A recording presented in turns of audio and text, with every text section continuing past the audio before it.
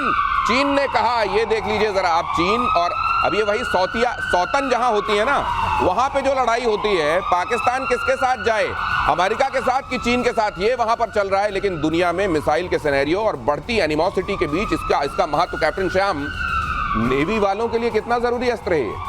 बहुत जरूरी अस्त्र है। देखिए दिनेश जी, सबसे पहले तो मैं बताऊं, सरप्राइज और जो है ना मैन्यूवर करना, ये सबसे बड़ा शक्ति होता है डिफेंस का नेवी के लिए। और इसमें सबसे ज्यादा जरूरी है दूर से रहना और दूर ही रहना, और दूर से जितना मार देना वो इतना आसान हो। तो आप अभी जो आप दिखा रहे थे, देखो समझो सोचो मारो, तो इसमें हम इसको किल चेन कहते हैं। और किल चेन में नेवी अपने हिसाब से ही काम करती है, जैसे वो बता रहे थे। मैंने कहा आपको कि आपने देखा, फिर इसको इंटीग्रेट किया। आप आर्मी वाले लोग हैं सर, मैं एक चीज जानना चाहता हूं, अगर आम किसी से झगड़ा हो जाए, देखो सोचो समझो मारो, अगर ये लूप हम अपनाएंगे तब तक तो बड़ी देर हो जाएगी सर। ये बड़ी जल्दी से होता है क्या वहां? इतना जल्दी होता है कि आपको सेकंड्स न लगे, सब कुछ ऑटोमेटिक है। देखिए फायर कंट्रोल रडार्स हैं, सर्च रडार है, सर्विलेंस रडार है। फायर कंट्रोल रडार को उन्होंने दिया, कौन सा वेपन इसको इंगेज करेगा उन्होंने देखा। एक देखिए, मैं एक काल के हिसाब से समझाता हूं। 600 किलोमीटर हमने देखा, 3 बड़े बड़े ऑब्जेक्ट आ रहे हैं 300 किलोमीटर, 200 किलोमीटर। अब उन्होंने देखा, नहीं मुझे इसको लेना है, नहीं लेना, ये ड्रोन है, छोड़ दो, आने दो, क्लोज इन वेपन से मारेंगे, इसको बंदूक से मार देंगे। क्यों बेकार करें अपना आकाश, क्यों बेकार करें अपना उसके ऊपर ये बराक मिसाइल। तो ये सब भी वो डिसाइड कर लेता है, कैसे किसको मारना है, कितने दूर। स्वैम्पिंग कर रहे हैं वो, 50 टारगेट आ रहे हैं, आपके रडार को सप्रेस कर रहे हैं। सर आप बता रहे हैं, मुझे रोमांच हो रहा है, कितनी सारी चीजें आ रही हैं और उनमें से आपको डिसाइड करना है कि किसके लिए कौन सा अस्त्र चलाना है। वैसे इसको अब इंटीग्रेट कर दिया गया है। लेकिन गौरव आर्य, ये जब आप समझा जा रहा है मेजर साहब, अमेरिका तक ये कह रहा है कि मेरे को फाइटर नहीं चाहिए जी, क्या रिप्लेस किया जा सकता है फाइटर जेट्स को मिसाइल से? नहीं, मुझे नहीं लगता कि रिप्लेसमेंट हो सकता है। लेकिन ये बात हाल फिलहाल में ही एलोन मस्क ने छेड़ी थी और बोला था कि F-35 जो फाइटर है, जो कि इतना महंगा प्रोग्राम है, इतना ज्यादा महंगा प्रोग्राम है, एक तो भारत में रुका हुआ है पिछले पता नहीं 8-10 दिन से, वो ले नहीं जा पा रहे, उसको रिपेयर नहीं कर पा रहे यूके वाले। तो एनीवे, इसने बोला था कि F-35 जो फाइटर प्रोग्राम है इसको जंक करो, हमें ये नहीं चाहिए और इसके एवज में हमें चाहिए ड्रोन, हमें चाहिए। बेसिकली उसने ड्रोन की बात करी थी। अब इसमें मिसाइल भी आ गया। यही बात डोनाल्ड ट्रंप ने रिपीट करी है और डोनाल्ड ट्रंप ने यह बोला है कि साहब 850 अरब का आपका एनुअल बजट है, 850 अरब का। उस 850 अरब का क्या कर रहे हो? फाइटर प्लेन्स नहीं, आपको बैलिस्टिक मिसाइल। देखिए ना, ये जो 2 युद्ध हुए हैं हाल ही में, एक तो स्कर्मिश हुई भारत पाकिस्तान की और दूसरा ये जो अटैक करा था इजराइल ने, फिर जवाबी कार्रवाई करी ईरान ने। इस पूरी चीज में अगर आप इसका संदर्भ में कॉन्टेक्स्ट समझेंगे, context is very clear. Stand of distance, stand of कहते हैं, दूर से दबाया बटन, वहां पे बूम। ये और बड़ी खबर, दूर से दबाइए बटन, दूर रहिए, दूर ही रहिए, दूर से निपटा दीजिए। रक्षा क्षेत्र में एडवांस लेवल की तैयारी में भारत उड़ने वाली ऑटोमेटिक बंदूक, लीजिए फ्लाइंग गन आ गई, बनकर तैयार। Bharat supply and support of military materials and advance technology ने बनाई है बंदूक। उड़ते उड़ते ये बंदूक, अभी तक आपने बंदूक वालों को देखा होगा, फौज के लोगों को देखा होगा, अब ये उड़ते उड़ते वहां पे कहां काम तमाम कर देगी। ये उड़ने वाली बंदूक, अभी तक किसी वॉर सिनेरियो में हमने उड़ने वाली बंदूक नहीं देखी। क्या ये पहल कदमी है भारत की तरफ से? देखिए, गौरव जो कह रहे थे उसी में ये है, और ये बंदूक उसी बात को बताती है कि जो हमारी ये चेन थी, डिसाइड एंड एक्ट, उस चेन से हम आदमी को निकालना चाहते हैं। क्योंकि आदमी रहेगा तो खून बहेगा, और आदमी की एक लिमिटेशन होती है। जो भी ये आपका लूप है, ये मिली सेकेंड्स में होना चाहिए, क्योंकि इतना जबरदस्त स्पीड हो गई है। मेरे सामान्य दिमाग में कौतूहल आ रहा है। मैं सरलीकरण कर दूं। नहीं, मुझे ये लग रहा है खून ही तो जंग। मैं एक चीज गौरव आर्य आपसे जानना चाहता हूं, अगर ऐसा है तो फिर तो अब आने वाले दिनों में कई मुल्क बैठे, एक वीडियो गेम सामने लगा हो, उसमें लड़े, जो जीतने वाला वो जीत करार दे दे। खून ही तो मेरे ख्याल से उसमें महत्वपूर्ण है। देखिए, खून महत्वपूर्ण हुआ करता था। आज की तारीख में आपने एक बात देखा, जब लोगों ने बोला कि 5 राफेल मार दिए, 10 राफेल मार दिए, भारत ने सिर्फ एक स्टेटमेंट दिया कि हमारे सारे के सारे फाइटर पायलट सुरक्षित हैं। एक फाइटर पायलट को बनाने में आपके 10 साल 15 साल निकल जाते हैं, तब आपका एक एक्सपर्ट पायलट बन के तैयार होता है। राफेल का या किसी और जहाज का क्या, वो तो चेक काट के आपको खरीदना है, बाकी और खरीद लोगे। हमें कौन सा लोन लेना है किसी से भाई? तो वैसे ही खरीद लेंगे। तो इंपॉर्टेंट चीज क्या है, यही भारत ने दिखाया कि इंपॉर्टेंट चीज ये है कि अपने बंदे जो हैं वो सेफ रहें। एयर मार्शल कुछ कहना चाह रहे हैं, लेकिन उससे पहले सर, ये जो आपने इनफैक्ट इसको बनाने में भी आपने हमको हमारी बड़ी मदद की है। देखिए, अग्नि 5 का एक प्रोटोटाइप, उसको याद दिलाने वाला ये मेरे पास जो मौजूद है, ये देखिए, अग्नि 5 से रिलेटेड एक खबर आपको बता दूं, लेकिन उससे पहले चीन ने बनाया सबसे छोटा जासूसी ड्रोन। 0.6 सेंटीमीटर का जासूसी ड्रोन बनाया, तितली की तरह दिखता है ड्रोन। ये तो गजब ही हो रहा है। मतलब आपको लगेगा आपके पास एक मच्छर उड़ रहा है, आप जब तक उसके लिए मच्छरदानी या रैकेट का इंतजाम करेंगे, पता चलेगा वो तो वहां कोई किसी तरीके का बारूद गिराकर चला गया। ये दुनिया जा किधर रही है? वो तितली वाला जो ड्रोन है बारूद नहीं गिराएगा। ये क्या है फिर? वो सिर्फ केवल जासूसी करेगा। सर्विलेंस करता है, सर्विलेंस करता है। अच्छा। और आजकल ऐसे चल पड़े हैं ड्रोन, हाँ। बैठे हुए हैं, इस्तेमाल हो रहे हैं।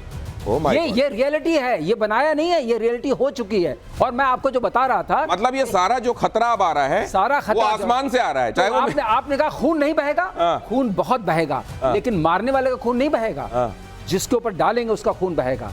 खून गाजा में बहा कि नहीं बहा? ऊपर से गिरा, ईरान में बहा कि नहीं बहा? क्योंकि वर्चस्व था। लेकिन एक चीज बताना चाहूंगा जो बहुत जरूरी, दर्शकों को, एआई का क्या महत्व है इस पूरे चेन में। एक F-16 जो है टॉप गन उड़ा रहा था, एक्सपेरिमेंट मैंने खुद देखा है ऑन ऑफ कोर्स स्क्रीन, और दूसरा एआई उड़ा रहा था। एआई ने पहले वाले 5 सेकंड में ये डरपा ने एक्सपेरिमेंट किया था, जो वहां की डिफेंस रिसर्च ऑर्गेनाइजेशन है यूएस की, उसको टॉप गन को 10 बार मार दिया। Oh my God.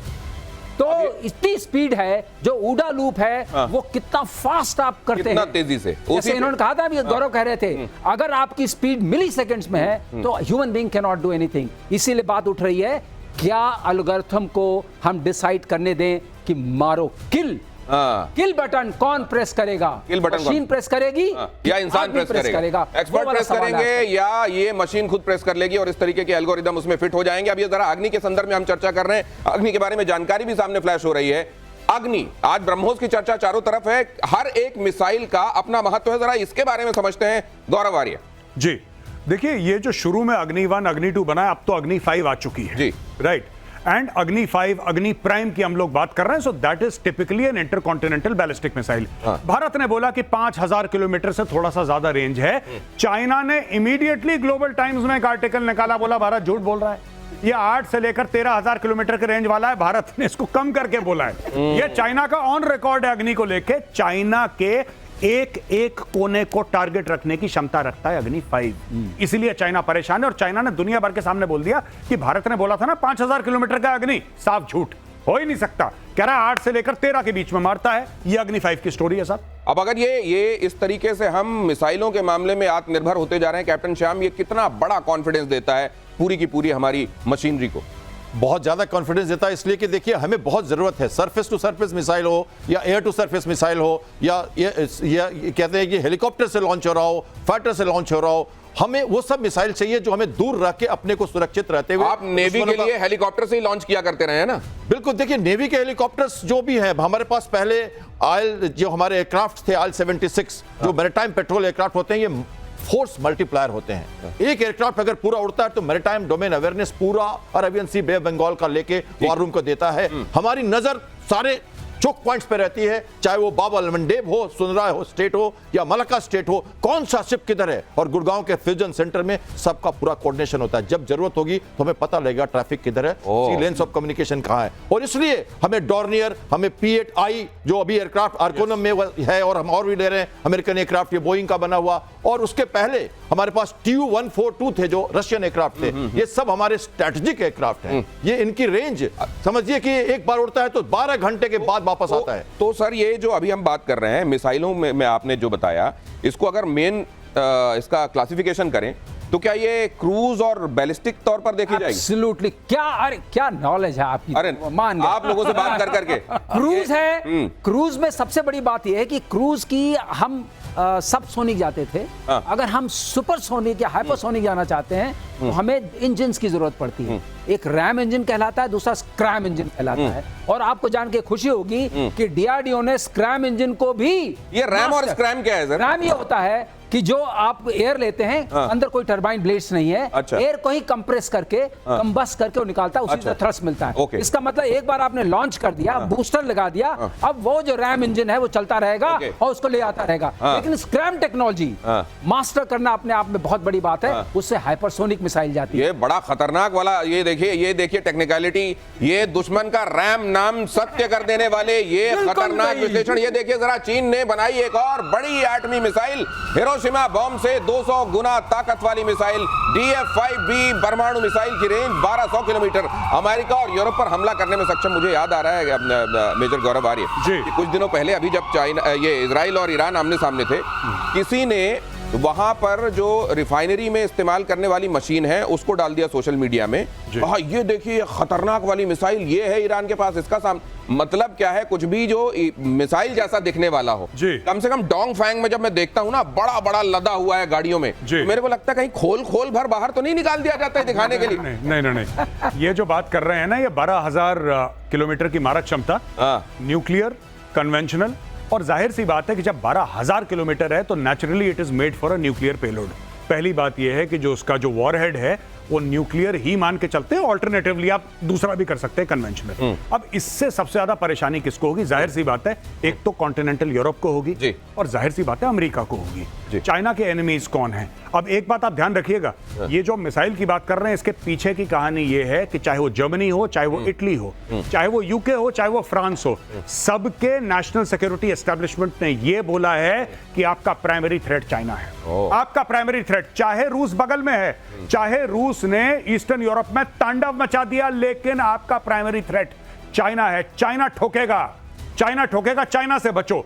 तो ये जो बीच में बात नहीं हुई थी कि नेटो, अभी कल की तो बात है कि नेटो ने बोला है कि साहब 5% ऑफ जीडीपी हम अपना बजट करेंगे, ये वही स्टोरी है। अच्छा, नहीं, लेकिन एक बात बताइए जी, रशिया भी चाइना से मुझको लगता है ठीक है, फिलहाल सर्कमस्टेंशियल फ्रेंडशिप जिसको कहते हैं जी, लेकिन मेरे को लगता है जिस तरीके से वो कहता है व्लादिवोस्तोक तो हमारा ही हिस्सा था, चाइना उसको भी नहीं छोड़ता। रशिया इस बात को समझता होगा। देखिए साहब, व्लादिवोस्तोक हमारा नहीं है, चाइना की जो चाइना ने साइबेरिया में लाखों एकड़ जमीन घेर ली है रशिया की और अपने किसानों को पट्टे पे दे दी, बोला बेटा यहाँ पे तुम गाजर मूली उगाओ। ये चाइना कर रहा है आज की तारीख में। थ्रेट पूरी दुनिया के लिए सबसे बड़ा चाइना